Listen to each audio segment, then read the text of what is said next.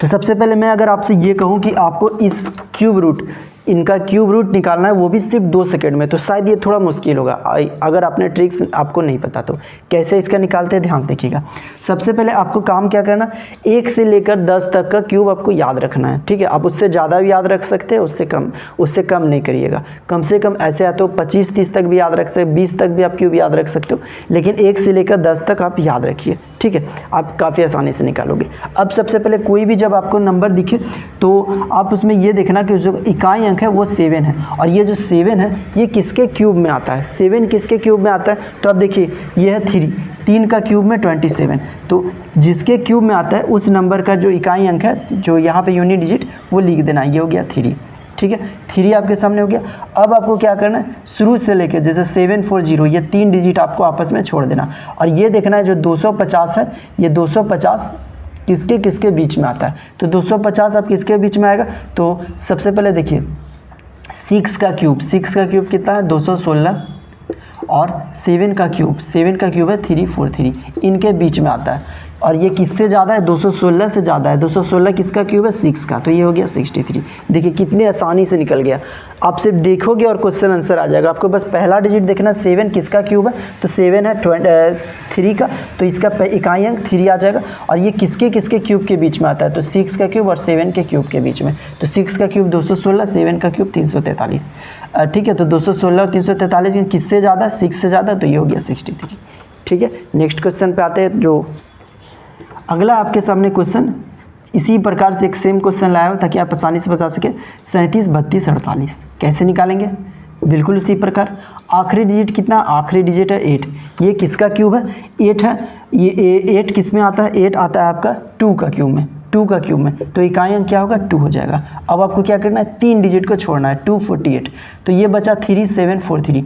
3743 किसके किसके क्यूब के बीच में आता है, तो ये आता है 7 का क्यूब 343 और 8 का क्यूब 512 के बीच में, ठीक है। ये किसके क्यूब से ज़्यादा है, 7 का क्यूब से ज़्यादा है, तो ये हो गया 72, ठीक है। तो ये आपका आंसर हो गया 72।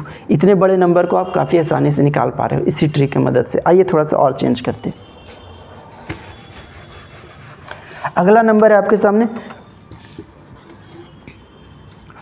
59319, ठीक है। इसमें आपको क्या करना, इकाई अंक देखना। 9 किसके क्यूब में आता है, तो 9 आपका आता है 729 9 का क्यूब में, तो इकाई अंक हो गया 9।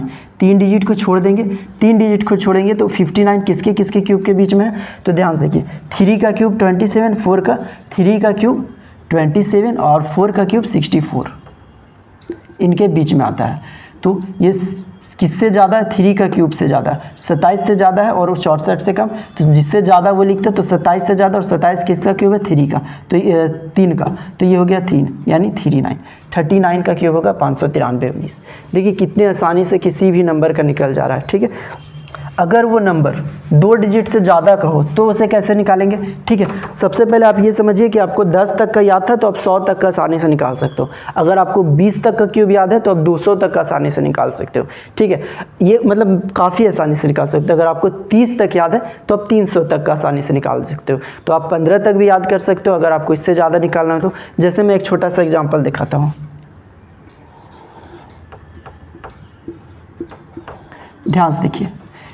10, 61, 208 का क्यूब रूट निकालना है। इकाई अंक कितना है, 8 किसका क्यूब, 2 का, तो ये हो गया 2।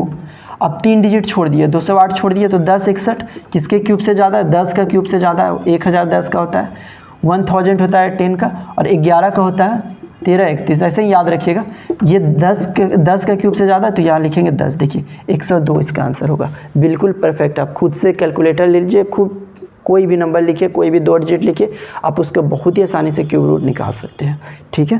दोस्तों अभी तो मैंने कैलकुलेशन की सिर्फ थोड़ी सी सीरीज शुरू की है, इसके साथ मैं लगातार लाऊंगा। अगर आपने जैसे जैसे मैं बताया, आपको मैं एक चीज़ हमेशा बताऊंगा, कितने भी ट्रिक सीख लो, लेकिन अगर आपने प्रैक्टिस नहीं किया तो बहुत काम नहीं आएगा। क्योंकि ट्रिक आपको मदद जरूर करेगा, लेकिन प्रैक्टिस अगर आपने कोई भी चैप्टर का, मान लीजिए मैथ्स में ही कोई चैप्टर आप लेते हो, तो मैथ्स के जहाँ पे कैलकुलेशन हो या फिर कैसा भी क्वेश्चन हो, आप उस क्वेश्चन को जीके की तरह पढ़ने लगोगे। मतलब क्वेश्चन पढ़ोगे और आप उसका आंसर दोगे। मतलब आपको कई ऐसे क्वेश्चन जिसमें आपको कॉपी पेन तक छूना सोना नहीं पड़ेगा।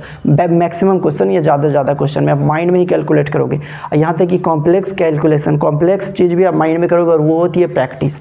आप प्रैक्टिस करके देखो, मैं आपको ये बार बार बताऊँगा कि प्रैक्टिस एक ऐसा चीज़ है जिसमें आपको मैजिक देखने को मिलेगा, और वो मैजिक आप खुद ही करोगे। आप एक ऐसा मैजिक, मतलब आपको भी यकीन नहीं होगा कि आप किस रफ्तार तक जा सकते हो, आपकी मेमोरी की क्षमता क्या है। कि याद रखिएगा कि मैं आपको बता रहा हूँ, याददाश्त बादाम खाने से बढ़े ही ना बढ़े, लेकिन एक चीज़ की मैं हमेशा गारंटी दूंगा, वो है प्रैक्टिस। प्रैक्टिस जितना ज़्यादा आप करेंगे सब कुछ बढ़ता चला जाएगा। ये बात हमेशा याद रखिएगा, ऑटोमेटिक बढ़ते जाएगा। चाहे आपका याददाश्त हो, आपकी सोचने की क्षमता हो, लगातार बढ़ती चली जाएगी। तो प्रैक्टिस करना कभी मत छोड़िएगा। Okay, thank you.